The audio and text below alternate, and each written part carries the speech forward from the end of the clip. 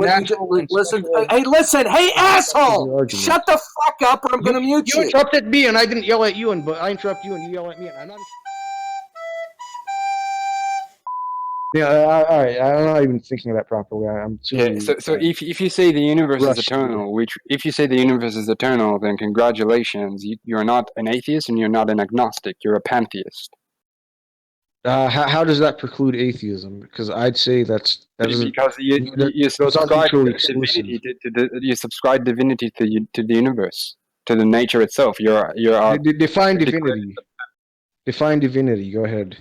I'll define it. Divinity is that which is absolute and unconditionally non-dependent. So you're saying I'm defining it. Listen to me. You right. asked for a definition. I'm giving it. Okay, I'll give the definition and then I'll shut up. The divine is whatever is absolute and unconditionally non-dependent, and everything else that is not absolute is dependent upon that. The metaphysical is not necessarily absolute, and the reason why I interpreted it was because I was answering the guy who just finished, and you started talking, and I wasn't expecting that. The reason why I answered the metaphysical could be finite. Let me finish. All the right. Reason why I answered and gave the definition is because I'm more well equipped to give that definition than he is, and I was helping him out. I can tell, yeah. But the metaphysical is not necessarily absolute. It can be something that's finite and not all powerful. No. You're not. You don't understand. All right, go ahead. Gould. Without acknowledging that something is fundamentally absolute, you will have no intelligibility for any proposition. The thing is, that might be true. You might actually be right. You might also be not right, because I can argue against that. But the thing is, why does the world necessarily have to be intelligible? Not the world, but the universe.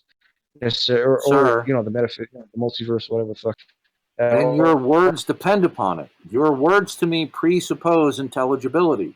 So you are implicitly claiming to be intelligible. Okay?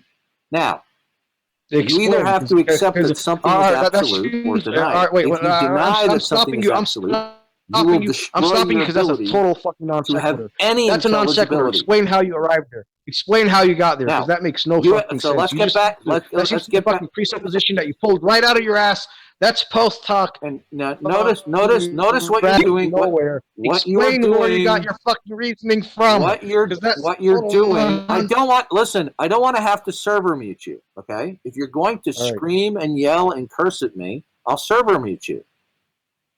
Okay. All right, go. But explain. You could just answer my question, please. Intelligibility means that for any fact or putative fact, it will either be absolute and non-dependent, or the putative fact is derivative and dependent on the absolute. Without acknowledging that something is absolute, you will have no basis for intelligibility. All right, I understand what you mean, but the thing is, how do we know it's not a multiverse situation, or that we live inside of a universe that's not what you're not understanding what I'm saying. I'm not discussing at the moment what is the absolute. What I'm saying is there has to be an absolute. Let me finish. This is an area I have some expertise in. The absolute will either be referred to as personal or impersonal, which is a separate discussion. But there are people who deny that anything is absolute, but they want to go along their merry way thinking that they can make intelligible statements. They cannot. I'll say the thing about the absolute is it's possible. It's also possible that it's not. And I don't think any of us know. No, sir. No, the issue is not that. That's just the truth. No, sir. The absolute, by definition, is not a contingency. It's not the question of possibility. It either is or it is not. It's not a variable. All right. Regarding the absolute, this is a question a lot of people ask: is what created the absolute? And by the way, also, if the absolute was not created, how is it the only thing that is not created? And also, another thing is my last point, because I'm sort of going on now, is if the absolute is absolute, then it doesn't know how it began. Ergo, it can't be omniscience. You're breaking up. Either it's on my side or yours. No, no. What I'm saying is, if the absolute is absolute, that means it doesn't know how it began. Ergo, it's not omniscient. And yeah, We're not discussing the property set of the absolute. Okay, we're just discussing that there needs to be an absolute for intelligibility.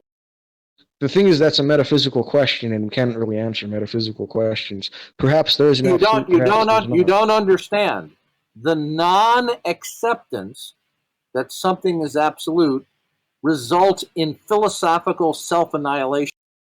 Which isn't necessarily untrue. It's just a fact at that point. If there's no You're making. Listen, I'm going to be very blunt with you. Here's my are opinion. making. I'm going to be very blunt with you. You are making absolutely no coherent sense.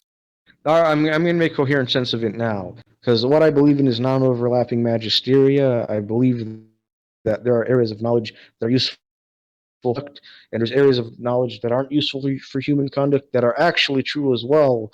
And those true areas of human conduct, like the universe doesn't care about us. Thank you very much, Stephen J. Gould. Thank you. Yeah, you're welcome. But yeah, do you understand that concept? That what's objectively true is not what's subjectively true. Because humans, I think the concept of God really relies on subjective truth, which I think from that perspective you can really argue. Listen. I really want to talk with you, okay? And I can interact just a little bit, but not regularly because I'm at a deadline for something that I'm involved with in my work, okay? All right, but I'll be back on later. I can talk a little bit now, but I'm in between. All right. What are you guys talking about now? I don't know. Somebody brought up God, and I was just trying to make an agnostic argument. Agnosticism is incoherent. Okay, it's a self-contradictory proposition, but most agnostics are. In what way? All right, I'll give it to you quick. Agnosticism claims to make no declaration about ultimate reality, but that statement is a declaration about ultimate reality. That it is. I'm not. Listen, hey, fuck off! Stop over talking me. Listen carefully. I said I'd be quick. You have ADD. You don't have to get so angry. Go, fucking go. I'm done talking. Go. I shut up. So go. I have a short temper because I deal with a lot of troll. Now, I'll give it to you quick. Okay? Now I lost my train of thought.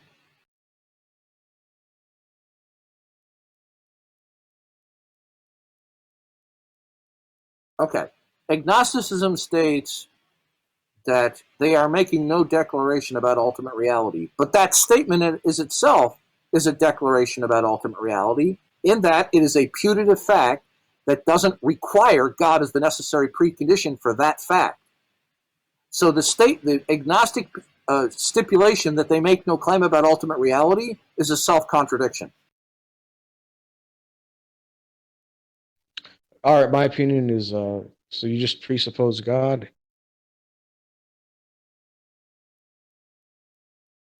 Because your argument seems to just be presuppositionalism. Do I merely presuppose God? No. I accept the existence of God because of his self-disclosure. Which self-disclosure? In natural revelation and special revelation. All right, so you're talking. All right, give me your natural revelation and your special revelation. A few examples. All facts indicate the existence of an absolute personal. All right, go on.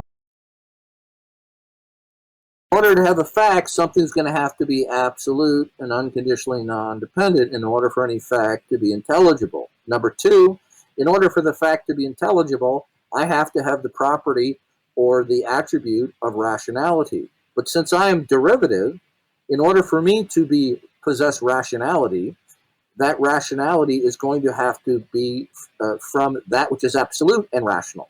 Because if you claim that your rationality is the product of non-rationality, that is incoherent. All right, that's irrelevant. I was asking you to explain what's the natural and the special self-revelation.